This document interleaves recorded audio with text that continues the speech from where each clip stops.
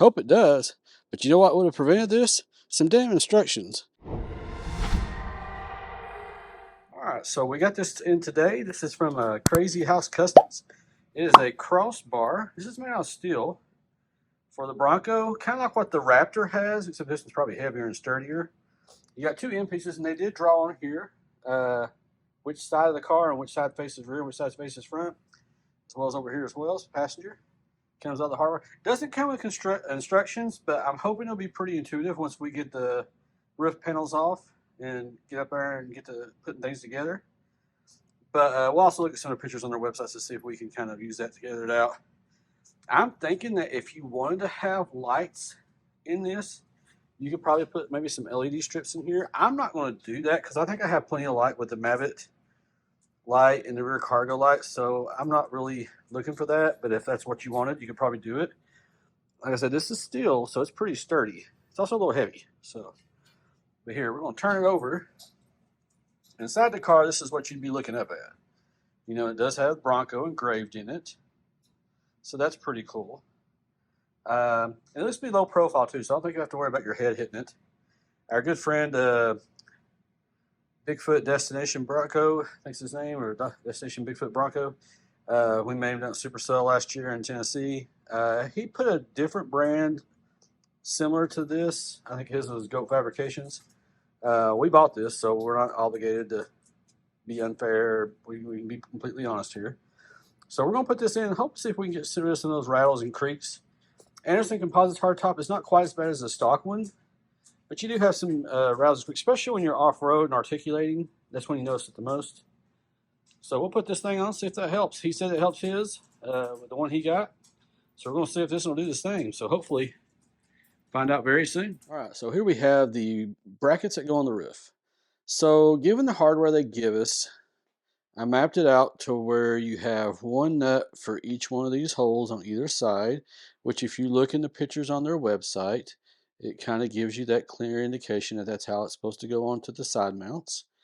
There's no instructions, and you guys know I'm not really big on critiquing people, but I think that's one area that, you know, even if the people think it's just simple and you should know it, they should still do it because not everybody's on the same level when it comes to competencies with doing stuff like this. I consider myself probably intermediate. I don't consider myself advanced, but I do feel myself as fairly handy. So I'm assuming is that you have one nut going here, goes through this and the cross brace, and on the cross brace another flat washer and the lock nut. And I say no, sorry, I meant bolt, washer, brace, washer, locking nut.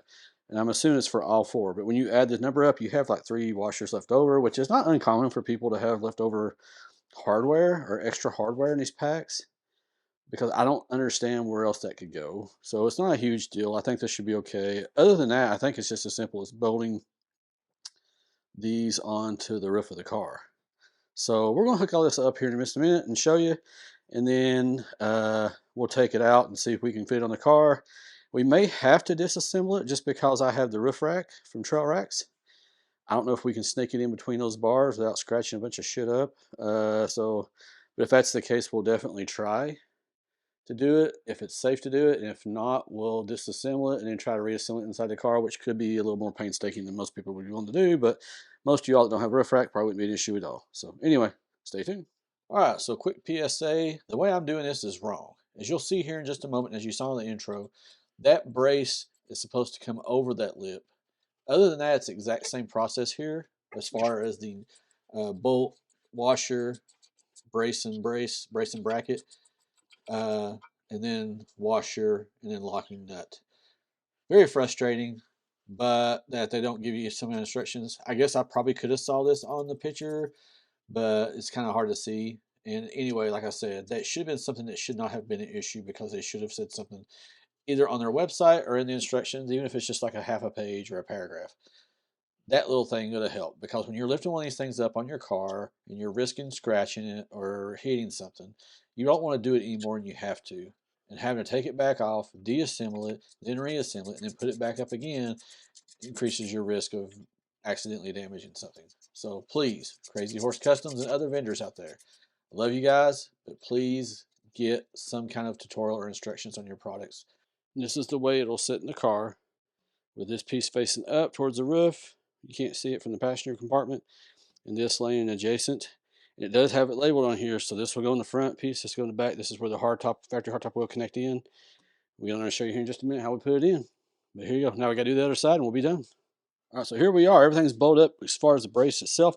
Like I said, it does have little markings. You won't see this because this will be laying on the hood, so don't worry about that. I guess you could probably Sharpie over it if you're that nervous. But anyway, we're not going to worry about it because it's going to be out of sight.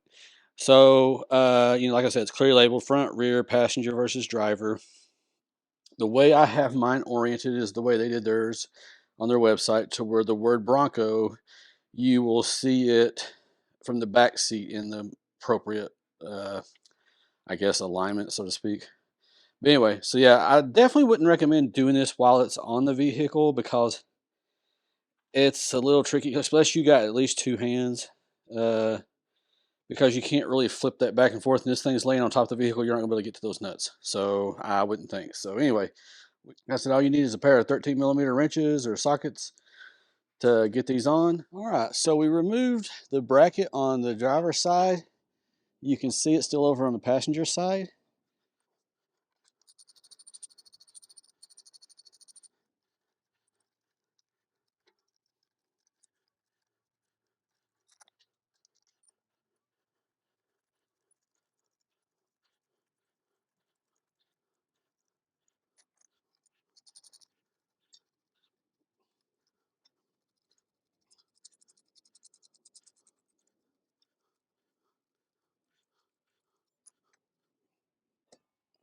And carefully, you're going to place this up on the top here. If you don't have a roof rack, it probably won't be near as hard, but since we do, we had to be a little extra careful.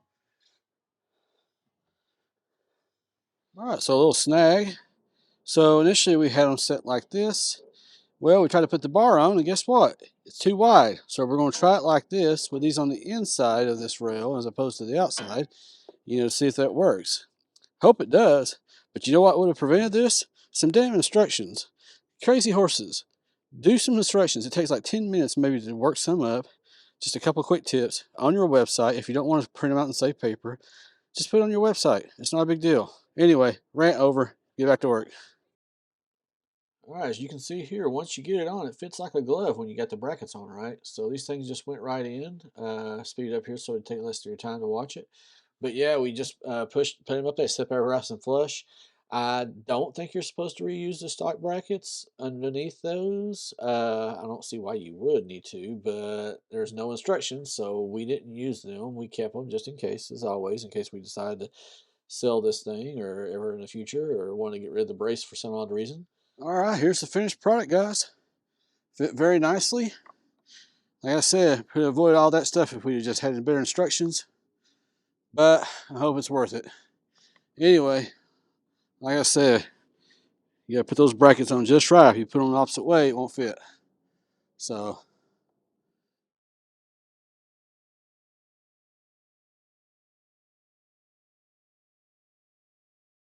all right, so here we are inside the vehicle looking out.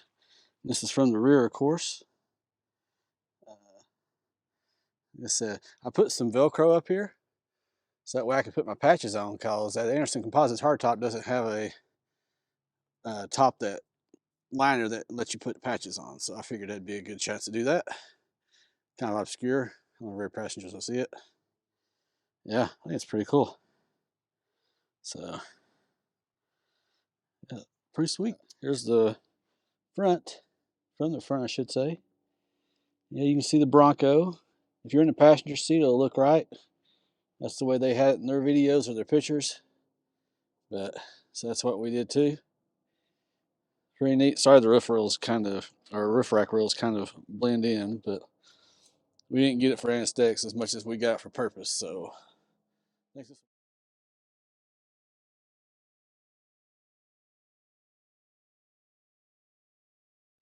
All right, so as you can see here, they are with the top on. You got plenty of room as far as turning the knobs and everything. If you want to add up a mini shade, I don't see why there'd be an issue with that. But that's with the top on. plenty of clearance as far as headroom.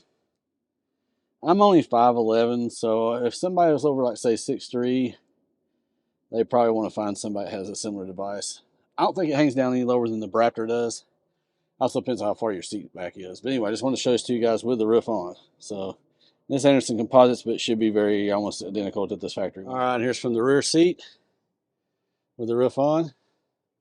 Like I said, pretty low profile. Ain't got my patches on it yet, but as you can see here in the back, people in the back can see the Bronco in the correct orientation. Spell it. So yeah, I said, I don't think it's a huge issue for height clearance unless you're just like extremely tall. All right, y'all. I just want to give a quick review of this thing. Like I said, I have plenty of head clearance up here. For me, I'm 5'11". I got the seat all the way back. So depending on how far back you sit and how tall you are, if you're over 6'3", I would probably try to find somebody that has something like this already installed, or maybe find a Raptor. I don't think it hangs down any farther than the Raptor does, just to see if there'd be any issues with head clearance. But it's pretty low profile.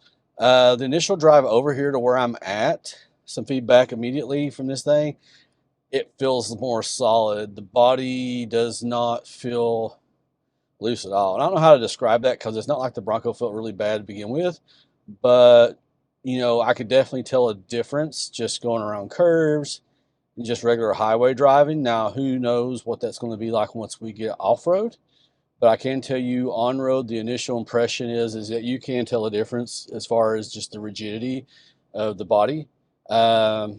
You know, so, and I haven't heard a single squeak out of the hardtop since I've been in here. So as I said, that may change over time. We'll probably come up with a 2-year or 1-year Anderson Composites hardtop review. So I might touch base on that again since I've had this thing in a couple of months to give you guys a better idea of whether it stopped it or if it's just a placebo effect. But you know, as of right now, just to drive from where I live into where the park I'm filming this at, you know, 2-3 miles, there's no squeaking whatsoever, whereas I usually have some squeaking even just pulling out of the apartment complex just because the terrain's uneven, even though it's paved. So anyway, hope you guys consider hitting that like button, and hope you guys consider subscribing. Help us beat that YouTube algorithm. Also, subscribe to our friends, Adventures of Rogers and Henderson, Bronco, Popo Patty, Weekend Waypoints, Bareback Bronco. All these guys, we all do this stuff just for fun. We're not making money off this, and what little money we get is not offset by the cost that we endure to bring these videos to you guys. So I'd really encourage you all to make sure that you're hitting that subscribe and like buttons. It's every video that you see from some of us small-time YouTubers, because we're not, like I said, we're doing this more for fun, but every little bit helps, you know, so just a show of appreciation. We'd all really appreciate it. So anyway, talk to you guys later. Peace.